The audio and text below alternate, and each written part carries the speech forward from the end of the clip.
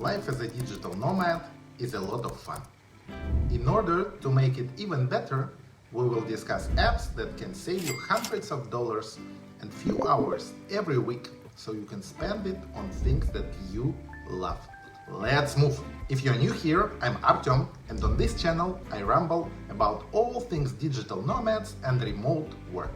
Today we will cover my favorite apps and platforms across two categories: productivity and connectivity. These are the resources I personally use on a daily basis, my personal favorites. I will provide links to all of them in the description down below. Please watch till the end, as I've left my most beloved app for dessert. Without further ado, let's make this video done. To make it productive, we start, of course, with my productivity apps of choice. By far the most obvious, but at the same time so powerful solution for managing your time and agenda is an app called Calendly.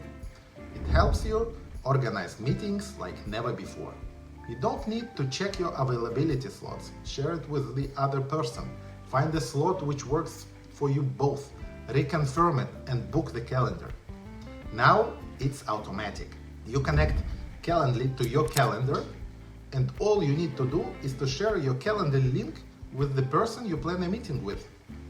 It will automatically check the calendar on both sides so the other individual can choose available day, time, duration, press one button and both of the calendars are booked.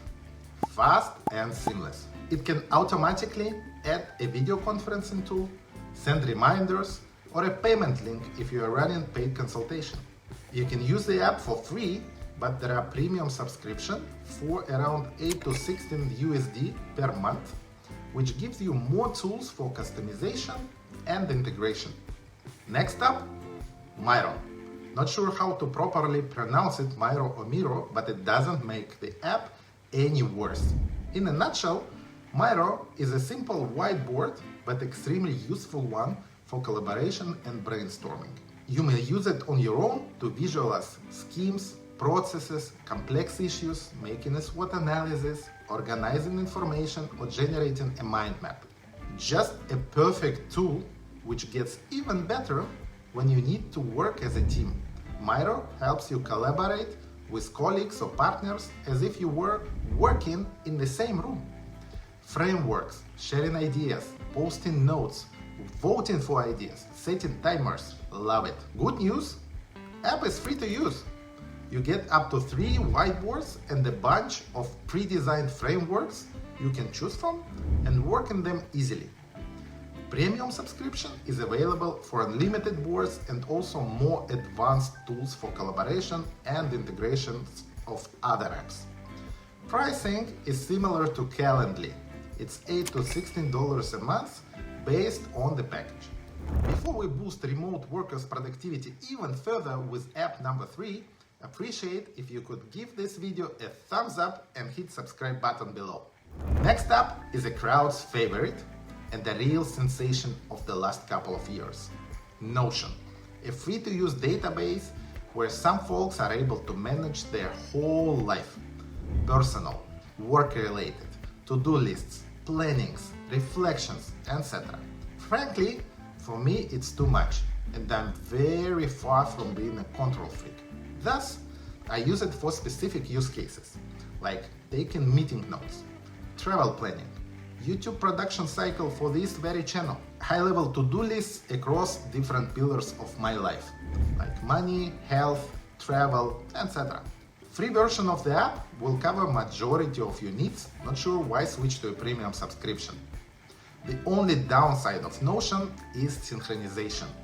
Yes, it works on my Mac, my phone, my tablet, but in case I do something in offline mode, I can never find it on other devices. For example, if I work on a video script in a plane, I will definitely do this in Google Docs and not Notion.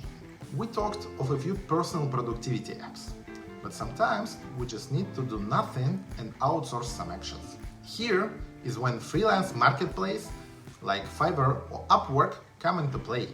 You've heard me already speaking of those names as platforms where you can get clients as a freelancer, But why not to come here to get services? Let's say you've moved to a new place and want to bring some cozy details. You may go online, spend a few hours researching. I would hire someone to do it and provide me with a list of items I need to order online. Or you need to do paperwork, let's say in Thailand. Hire a Thai-speaking virtual assistant to work for you for a few hours. Paperwork, done. Think of things you don't like doing, which take lots of hours from you, and outsource, outsource, outsource. Next up, I often hear from people who want to become digital nomads that they are afraid their English speaking abilities will not be sufficient. So the next step is more for folks whose native language is anything but English. italki, a platform you may use for personal or group classes to boost your foreign language skills. Not necessarily English, but other languages as well. If you are moving to Portugal, why not learn basic Portuguese? Moving to Mexico or Spain, learn some Spanish. It will make your life in a new country so much easier. In one of my previous videos, we covered downsides of a digital nomad life. Link should appear somewhere here if you want to explore more. But in this video, we will address one of the biggest downsides: deep connection with beloved ones and connections in general. Next step is super obvious to open the connectivity part of our list. I'm speaking, of course, of Zoom, a video conferencing platform which helps you connect with people around the globe. Until recently, that was about it. But now, Zoom is not only a video conference, but also a productivity app. How come? Well, a free version of Zoom gives you conferences up to 40 minutes. Premium subscription can boost this to eternity, but more importantly, now it comes with an AI assistant, a real game changer, as this AI really helps. Imagine you have a group meeting for 60 minutes, tackling a complex issue.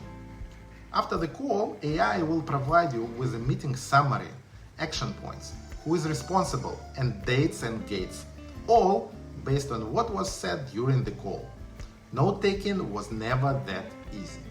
Another example, you run a customer interview which you want to share with your colleagues. AI might not only provide you with a summary and key bullet points, but also make a full transcription of the call. You share it with your colleagues who can read it in details and not spend hours watching video record of the call. Zoom AI can save you hours every week, but only with a premium subscription.